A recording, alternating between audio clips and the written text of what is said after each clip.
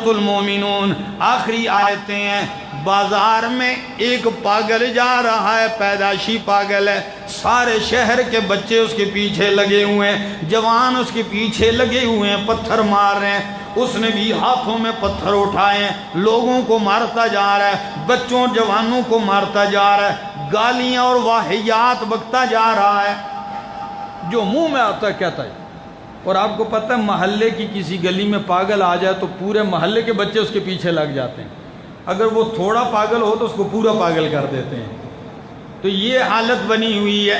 عبداللہ ابن مسعود رضی اللہ تعالیٰ عنہ نے دیکھا، جو ہی دیکھا پاگل کے پیچھے لوگ دوڑے جا رہے ہیں، فوراً عبداللہ ابن مسعود پہنچتے ہیں، پاگل کو پکڑا بازو سے اور اس کے کان میں کچھ پڑا، جو ہی اس کے کان میں کچھ پڑا پاگل ٹھیک ٹھاک ہو گیا، بالکل ٹھیک، اچھا بھلا ہوگا۔ شور مچ گیا کہ عبداللہ ابن مسعود نے پاگل کو ٹھیک کر دیا، اس کے کان میں کچھ پڑا تو وہ ٹھیک ہو گیا۔ بات چلتے چلتے نبی کریم تک پہنچی، نبی کریم نے بلایا، فرمایا اے ابن مسعود تو نے پاگل کے کان میں کیا پڑا کہ وہ پاگل بھی ٹھیک ہو گیا؟ عبداللہ ابن مسعود رضی اللہ تعالیٰ عنہ کہنے لگے یا رسول اللہ، میں نے اس کے کانوں میں یہ آیتیں پڑھی، 18واں پارہ سورۃ المومنون کی آخری آیتیں، افحسبتم انما خلقناکم عبثا وانکم الینا لا ترجعون فتعالى اللہ الملک الحق لا الہ الا هو رب العرش الکریم۔ اگر آپ کا خرچہ نہیں ہوتا پیٹرول کا تو کہہ دیجئے سبحان اللہ۔ تو فرمایا یہ آیت میں نے پڑھی، اچھا بھلا ہو گیا۔ نبی کریم نے فرمایا ابن مسعود سن لیجئے، لو ان موقنان، اے ابن مسعود تو نے تو پاگل پہ پڑھی وہ ٹھیک ہو گیا، مجھ سے سن، اگر یقین والا بندہ پکے یقین سے پکے عقیدے سے یہ آیتیں پڑھے، اگر اس کے راستے میں پہاڑ بھی حائل ہو جائے تو اللہ پہاڑوں کو بھی اٹھا کے ہٹا دیں گے اس کے راستے سے، اللہ اس کی میرا دوست توجہ کر، قرآن یہ وہ پرتاثیر کتاب ہے، یہ وہ اثر رکھتی ہے، لیکن افسوس کی بات ہے ہم نے قرآن کو سمجھا ہی نہیں ہے، ہم نے اس کو سنایا ہی نہیں ہے۔ حالانکہ نبی کریم آنے سے 4000 سال پہلے ابراہیم خلیل اللہ نے کعبۃ اللہ تعمیر کیا، تو جو ہی کعبہ تعمیر کیا تو کیا فرمایا؟ فرمایا ربنا وابعث فیہم رسولا منہم یتلو علیہم آیاتک ویعلمہم الکتاب والحکمہ ویزکیہم ربنا وابعث فیہم رسولا منہم، اللہ میں نے مکان تیار کر دیا، آباد کرنے والا مکین بھیج دے، مدرسہ تیار ہو گیا، درس دینے والا مدرس عطا فرما، اللہ مسجد بن گئی ہے، خطبہ اور تقریر کرنے والا خطیب عطا فرما، وہ ہو بھی کون؟ رسولا منہم، وہ تعظیم اور عظمت والا رسول، انہی میں سے ہو، میری اولاد میں سے ہو، انہی کی جنس میں سے ہو۔ کام کیا ہوگا؟ ابھی نبی آئے نہیں، 4000 سال پہلے کی بات کرتا ہوں، ابھی نبی آئے نہیں، لیکن نبی کا مشن پہلے بتایا جا رہا ہے، نبی کا مشن، نبی کا دستور اور پروگرام پہلے بتایا جا رہا ہے کہ کیا کام ہوگا؟ یتلو علیہم آیاتک، تیری آیتیں پڑھ پڑھ کے سنائے گا، وَيُعَلِّمُهُمُ الْكِتَابَ، وہ قرآن کا معلم ہوگا، کس کا؟ یعلمہم الکتاب، لاہور والوں ایک نکتہ پیش کرنے لگا ہوں، سنیے گا۔ یعلمہم الکتاب، نبی کس کا معلم ہوگا؟ بول جائیے، قرآن کا معلم ہوگا۔ جب قرآن کا معلم ہوگا، 4000 سال گزرنے کے بعد جب میرے پیغمبر کے سر پہ نبوت کا تاج سجایا گیا تو نبی کریم نے کیا فرمایا؟ انما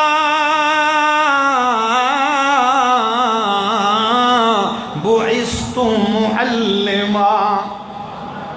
میرے دادا نے کہا تھا یعلمہم الکتاب، قرآن کا معلم ہوگا، میں انہی کی تائید میں کہتا ہوں انما بعثت معلما، اللہ نے مجھے معلم، ٹیچر، استاد بنا کر بھیجا ہے۔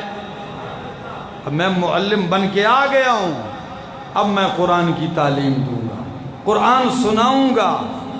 یقین کیجئے جس طرح ایک معلم محنت کرتا ہے شاگردوں پہ، کلاس تیار کرتا ہے، پھر کلاس میں دیکھتا ہے اچھا طالب علم ہوتا ہے، اسے میدان میں اتارتا ہے مقابلے میں، پھر بڑے اعلیٰ نمبروں سے وہ پاس ہوتا ہے، کیونکہ شاگرد کی عزت استاد کی عزت، شاگرد کی قابلیت استاد کی قابلیت ہوتی ہے۔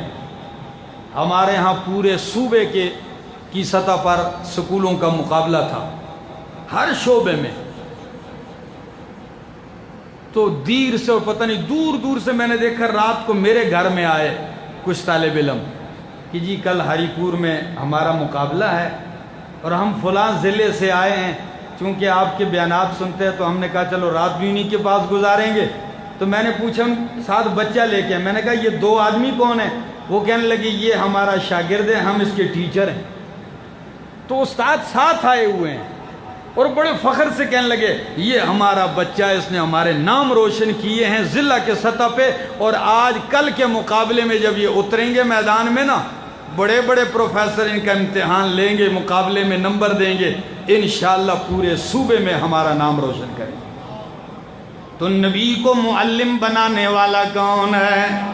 اللہ ہے۔ تو جب نبی معلم بن کے آ گئے تو آپ کے شاگردوں کی جماعت ہے، صحابہ کی جماعت، صحابہ آپ کے شاگردوں کی جماعت ہے۔ میں شاگرد تیار کرتا ہوں، علماء کے سامنے پیش کرتا ہوں، آپ چیک کریں، آپ ٹیسٹ لیں، پاس ہے، فیل ہے، اچھے نمبر ہیں، آپ تاثرات۔ لیکن نبی کے صحابہ، نبی نے میرے اور آپ کے سامنے پیش نہیں کیے کہ آپ امتحان لیں، آپ لاہور والے چیک کریں وہ پاس ہیں یا فیل ہیں۔ ہم کہتے ہیں ہماری کیا جرت ہے کہ ہم ان کا امتحان لے سکیں، ہم ان کے درمیان فیصلہ کر سکیں۔ صحابہ کے درمیان جج بننے کے لیے 2 باتیں ضروری ہیں، یا ان کے برابر ہو تو امتحان لے، یا ان سے اوپر ہو تو امتحان لے۔ اور میرا ایمان ہے کہ صحابہ کے بعد قیامت تک آنے والے انسانوں میں کوئی اونچا تو درکنار ان کے خاک پاک کا بھی مقابلہ نہیں کر سکتے۔ تو پھر نبی نے اپنے شاگردوں کو کہاں پیش کیا؟ کون سے امتحان میں؟ اللہ کی بارگاہ میں پیش کیا۔ اللہ تو نے مجھے استاد بنایا، یہ میرے شاگرد ہیں، آپ امتحان لے لیں۔ تو قرآن کہتا ہے امتحن اللہ قلوبہم للتقوی، اللہ نے نبی کے شاگردوں کا امتحان لیا، نبی کے شاگردوں کا امتحان لیا۔ اب تاثرات کیا ہیں سنیے۔ آپ کے ہاں ایک رسالہ چھپا ہے، میں نے ابھی دیکھا، بڑا مزہ آیا اس کو پڑھ کے، کمرے میں بیٹھا ہوا تھا تو میں تاثرات پڑھ رہا تھا، تو صحابہ کا امتحان لینے والا اللہ۔ اب اللہ نے اپنے تاثرات قرآن میں بیان کیے ہیں نبی کے شاگردوں کے متعلق، فرمایا اولئک علی ھدی من ربہم، میرے پیغمبر تیرے سارے صحابہ ہدایت یافتہ ہیں۔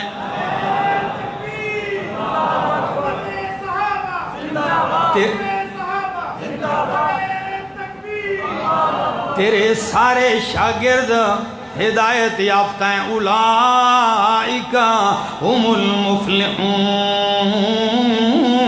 سارے کامیاب ہیں، اولئک هم الراشدون، سب رشد و ہدایت والے ہیں، اولئک هم الفائزون،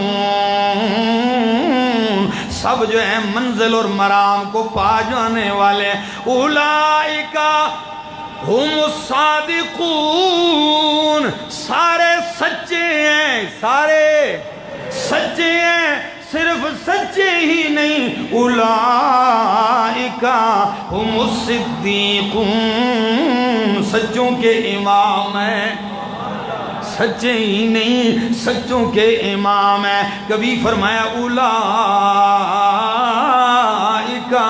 هم المؤمنون حقا، میں نے امتحان لیا، میرا نتیجہ یہ ہے کہ یہ پکے مومن ہیں، اور بات ہی ختم کر دی، فرمایا اولئک حزب اللہ،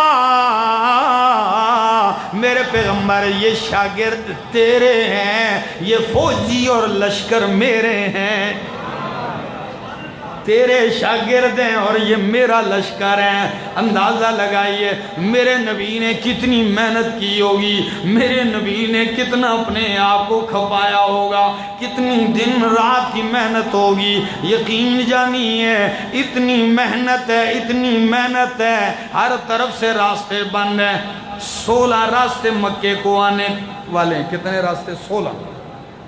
تاریخ نے لکھا ہے کہ جتنے بھی مکے کو راستے آ رہے ہیں، ہر راستے پہ پانی کا ایک مٹکا ہوتا تھا، اس میں زمزم کا پانی ہوتا تھا، یہ مشرکین نے رکھا تھا اس لیے کہ ہر باہر سے آنے والا زمزم کا ٹھنڈا پانی پی کر مکہ جائے۔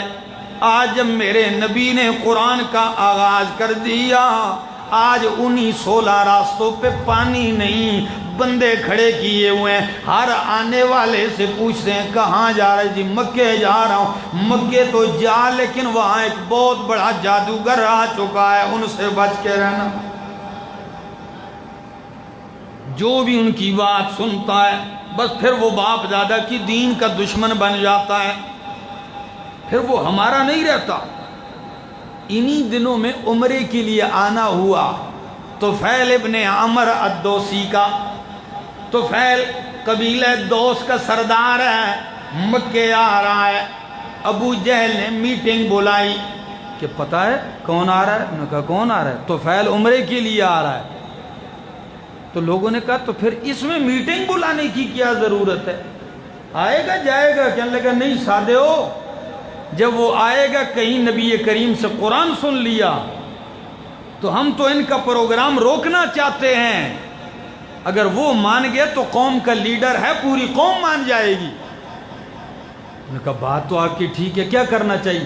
کہتے ہیں آؤ استقبال کے لیے باہر نکلتے ہیں۔ آخری بات کرنے لگا ہوں، بات ختم کرتا ہوں۔ استقبال کے لیے باہر نکلنا چاہیے۔ باہر آ گئے، طفیل کے گلے میں ہار وغیرہ ڈالے، وہ بھی حیران ہے، یار پہلے بھی آتا رہا عمرے کے لیے، پوچھتا ہی نہیں تھا، آج اتنا بڑا استقبال پروٹوکول ہے، خیر تو ہے۔ لیکن ابو جہل نے چند قدم اٹھاتے ہی ہاتھ پکڑ کے کہا طفیل بھائی، جو کہا جی تجھے پتا ہے ہمارے گاؤں کے حالات خراب ہیں۔ اچھا کیا ہو گیا؟